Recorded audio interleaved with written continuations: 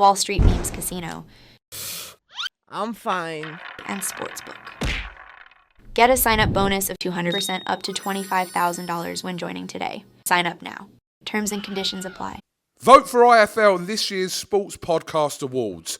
Go to www.sportspodcastgroup.com and vote for us in Best Combat Sports Podcast and the Diverse Voices Awards categories. IFL Pod, available across all major streaming platforms now. This is Kugan Cassis for IFL TV. Delighted to be joined. It's been a while actually, Mr. Peter Furia. When you sent me a message saying Happy New Year, and it's now the 21st of January. I don't know. Yeah, I was like, well, we haven't spoken to you for a little while. I know, yeah. How are you?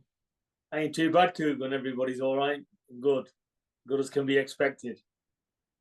Okay, yeah. Well, listen, 3 weeks into the new year, doesn't seem like boxing kind of ever stops. So there's something going on, regardless of what time of the year it is. But yeah, I mean, look, Peter, I don't know if you watched the fight last night with Mayer and Jonas. Have you seen that fight? Did you watch it? I didn't see it, no, because I was away. I wasn't home over the weekend, so I missed all of it, to be fair. Okay. And I did press record, and I don't know what's happened, but it's not recorded, so I've missed it. So let me know what's. All right. I mean, look, yeah. I mean, the gist of it there, obviously, is Jonas took the win yesterday, somewhat deemed by people's comments, which we get all the time anyway, as slightly controversial. Some people give it to Mayer. It was a close fight, but yeah. I mean, look, without you actually watching it, I know you'd give your honest opinion if you'd watched the fight back. But have you read anything regarding it or kind of seen what people are saying about it? I've seen a lot of reports on social media saying it was a bad decision. That's it. So I don't know. I want to see what's on social media. Yeah, I can't comment more than that. I don't know. I've never seen the fight. That's it. Congratulations to Natasha Jonas. So that's all I can do. I don't know. I'm not, like I say, I ain't seen it. Yeah. I mean, it's difficult for you to comment on that, obviously. Yeah, totally understandable. But what about the Callum Smith and Artur Beterbiev fight? Did you happen to watch any of the footage from that? I seen some of the footage from that. Yeah, he was. What can you say? That Beterbiev, he was just too good, wasn't he? I had that a 50-50 fight. I thought Callum Smith was really, to change his game and get the job done. So I fancied Callum, not as a winner, but certainly a 50-50 fight. But he was just too good. I mean, yeah, Beterbiev, obviously, we're hoping for a fight which looks to be on the cards with Dimitri Bivol, but that's a big monster fight, isn't it, for that division? When you're in these, when you're fighting elite champions, just because it does show you that gulf of difference. You never know where you're really at until you step up to these elite levels. So listen, it is what it is. It was a good fight. It was interesting, but they only looked ever to be one winner there. Interesting what you say there about kind of fighters that. I mean, Callum Smith has obviously moved up over the last couple of years up to light heavyweight. Has had a wealth of experience kind of at light heavyweight, but also at super middleweight, fought Canelo and these guys, etc. But you've done that as well, haven't you? You've put in, I remember you obviously the fights with Hughie had with Joseph Parker, it seems like years ago, and then I kind of see where Joseph Parker is now in his career. But you like to have, with Hughie, say Hughie, we'll talk about other fighters, but for the purpose of this, Hughie, putting him in with fighters rather than pad his record out for 20 fights without him fighting anyone. He was quite experienced in fighting kind of like the top elite level of heavyweight boxing from early on in his career. I think you got that expression, haven't you? What doesn't kill you makes you stronger. So if champions are made of that. So that's just my take on it. I think it is. You've got to have them. You've got to have that steely determination. So and to get that. But look, if we're going back to the Callum Smith fight, he's a good fighter himself. Just I didn't mean anything by it. What I was trying to say is he's at a very good level, Callum Smith. You've seen what he does to like British level, European level, or some world champions. But when you're stepping up to like the levels of Canelo, there's Beterbiev, you've got the other, what's it called, Bivol.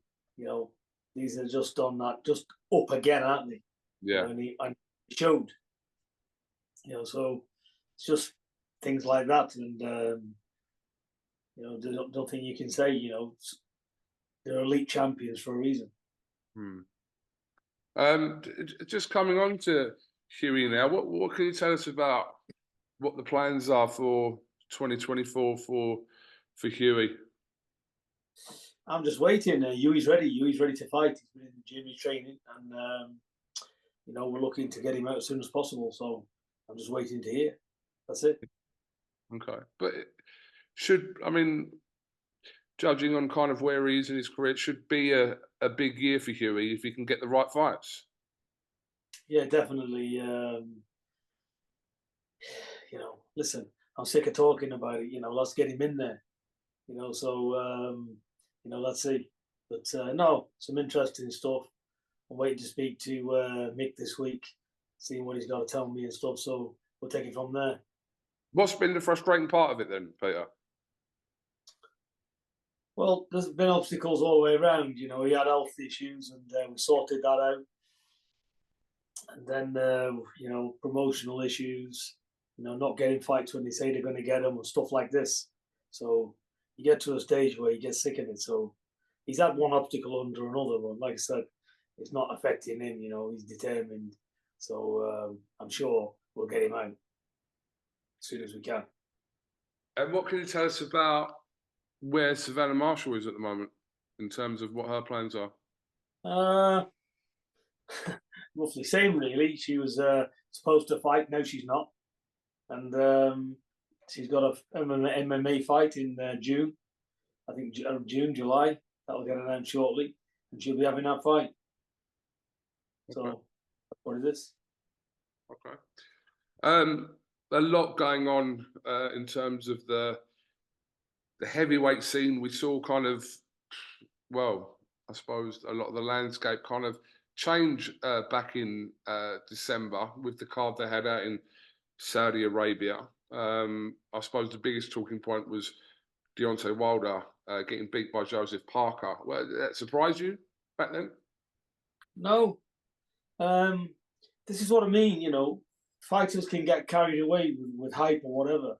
They got two hands they got two arms like everybody else. Put them in, because fights like this turn out, and we don't get to see that unless you put them in. So they've got to fight each other, because sometimes you think this guy's unbeatable, and then you turn around and think, really, he's not unbeatable at all, because it depends who they fight. But if they don't fight, we don't know this, do we?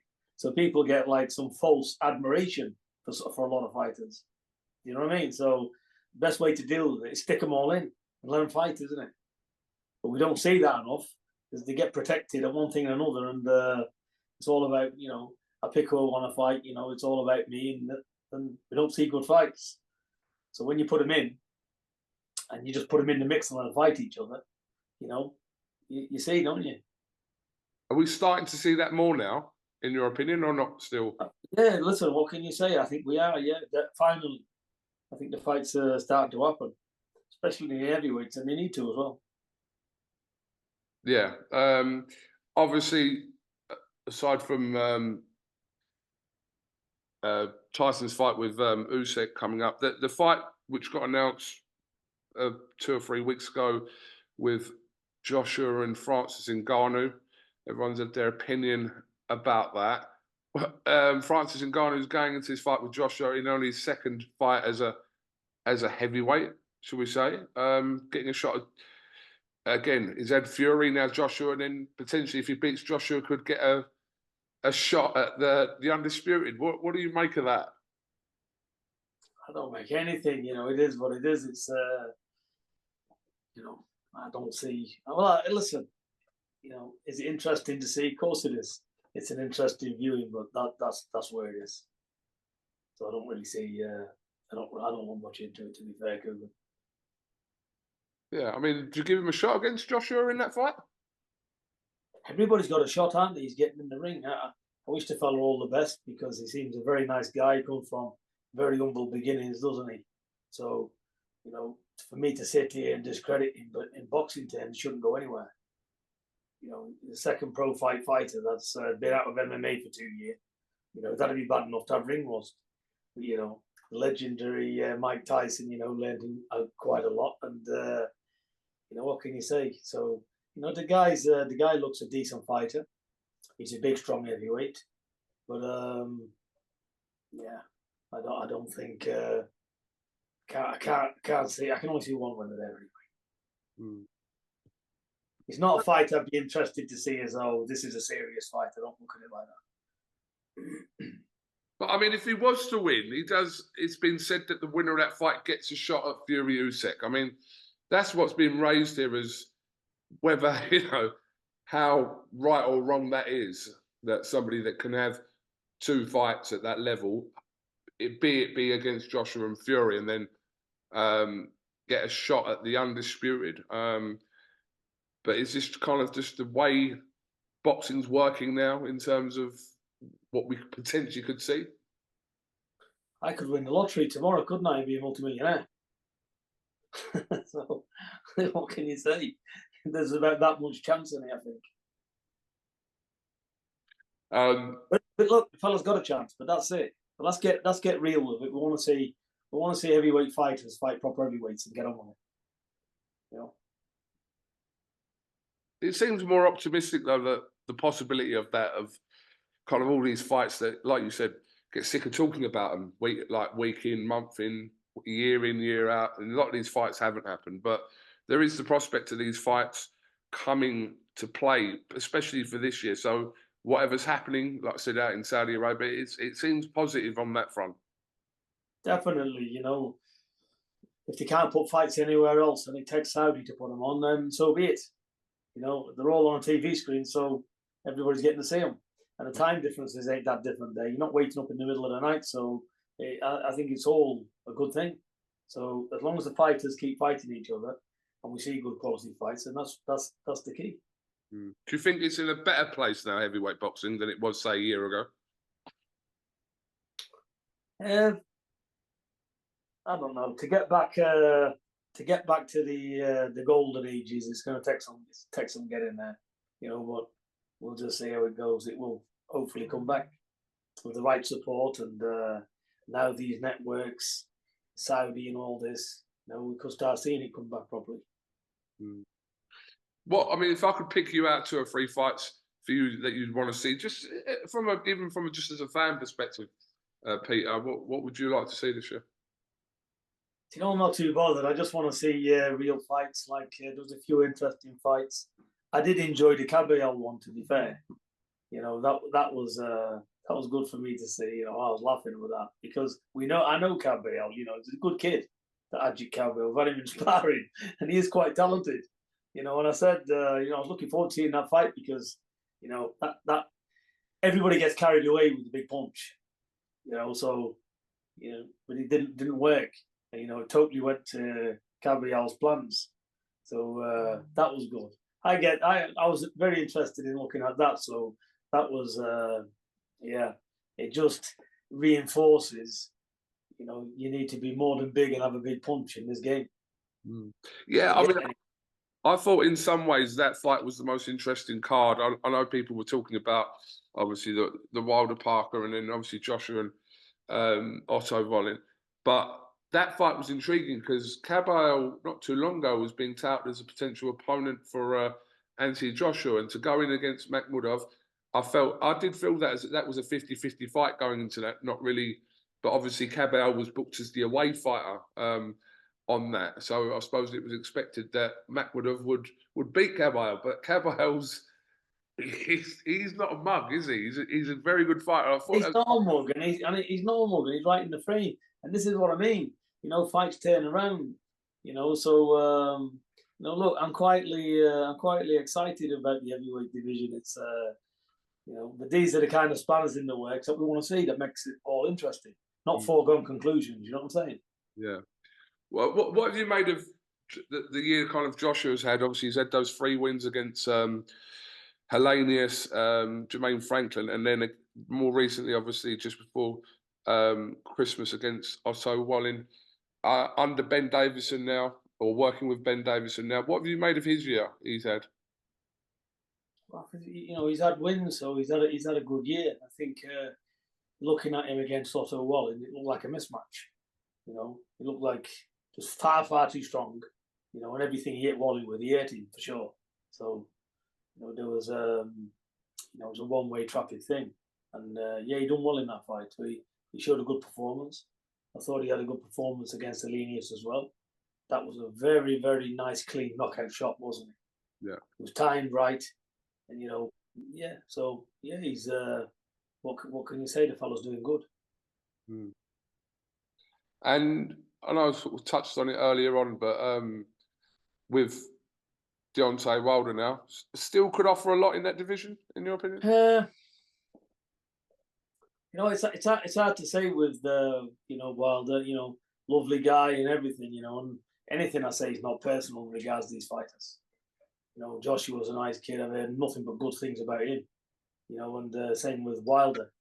You know, gentlemen's other sport and stuff. So nothing's personal when I give an opinion. But Wilder seems to be absolutely dismantled when he's put on the back foot. You know, so Wilder seems basically what it looks like. He's only ever any good when he's coming forward. You know, and he's hunting down the opponent.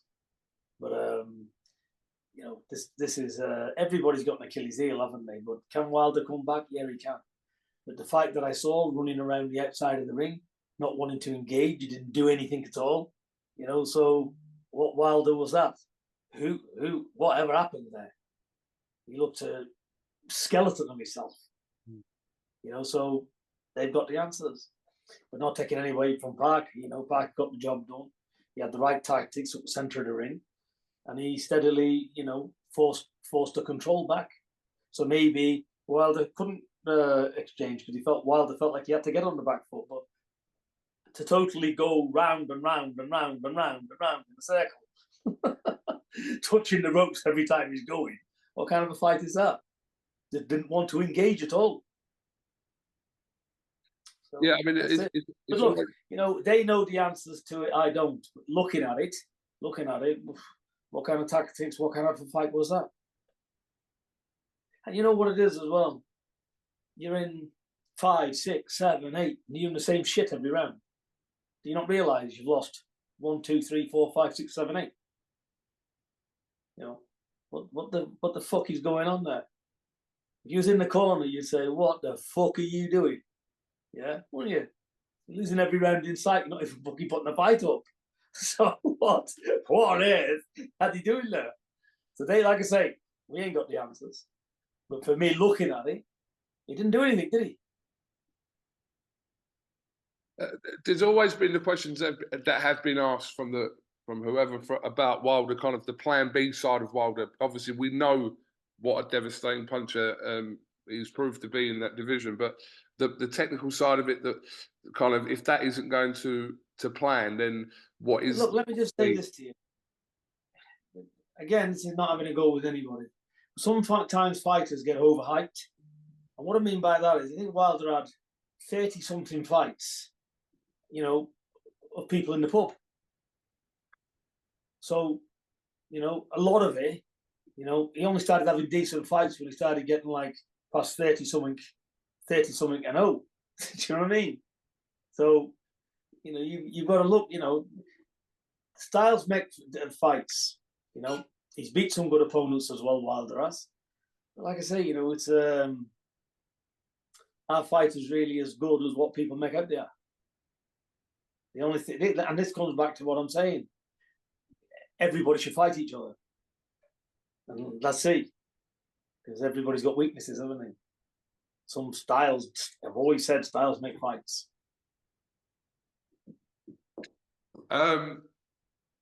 We saw before Christmas that you've started to work with Matty Harris now. How's he getting on?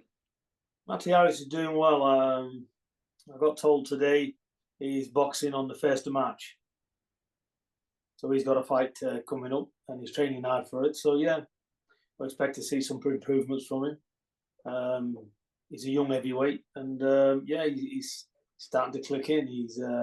I'm seeing improvements in the gym. Definitely seeing improvements with him. So yeah, he's so far so good with it. We obviously know Matty Harris had that setback last year, but what have you seen in Matty Harris that you particularly like? We know you don't kind of just take on anyone, so there must have been something in Matty Harris that you felt like had potential and something that you can kind of work with and capitalise on what he can do. Well, you've got to know your boxing, haven't you? And you've got to know your fighters, especially your heavyweights.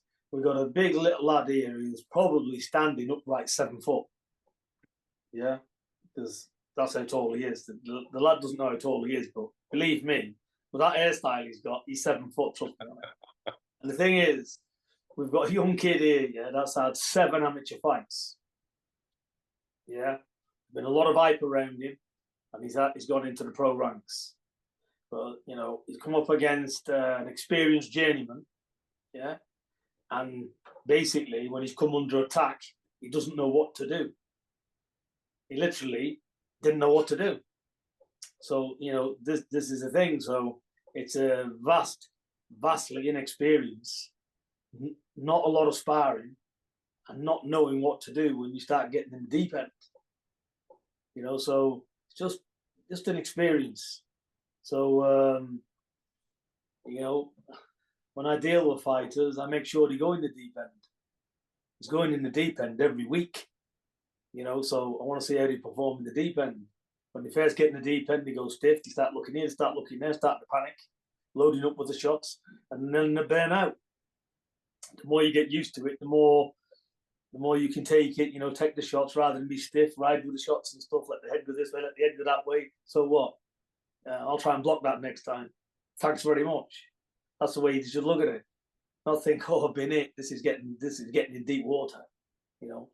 A lot of young fighters who think like that is sheerly inexperienced, and that's what I think. A lot of it. That's what Matt did have. He's an inexperienced, a lot, but also talented, naturally talented. So we're just working on all that kind of stuff with him. But yeah, he's got plenty of art. He's got a good chin as well, and it's just with him, just basic inexperience. So take our time, and you know. Just building gradually and get some fights under his belt. That's all Matt needs. He needs fights under his belt, the right type of training, right type of sparring, and the rest, as they say, Coogan, will take care of itself, mate. Absolutely. All right. Well, Peter, it's been good to have a little catch up. We know it's only the start of 2024, and I'm sure the year will unravel itself for the good, the bad, and the ugly, as they say. But yeah. All right with you? Yeah, everything's good. Yeah, what can I say to you? You know, we had a good Christmas, and looking forward to getting back training. And you know, and please God, I don't meet any pricks on my way this year that I don't want to see. So far so good. Are you indicating that you may have met a few in 2023? Met plenty in 2023, and I definitely don't want to see any more. So that's it. And they know who they are as well. So this is what it is. But basically, I just want to get involved in boxing, get fights done, and that's it. Not pussyfooting around with fools. Okay. Well, Peter, like I said, good to catch up with you. I like your shirt, by the way. What? I like your shirt. What shirt? It's a vest. It's the vest, whatever it is. You look like you're going for a jog with a number on it. Oh, right, yeah. One of them 118 T-shirts, yeah. Yeah. It's good to catch up, Peter. Have you got anything else you want to add, mate?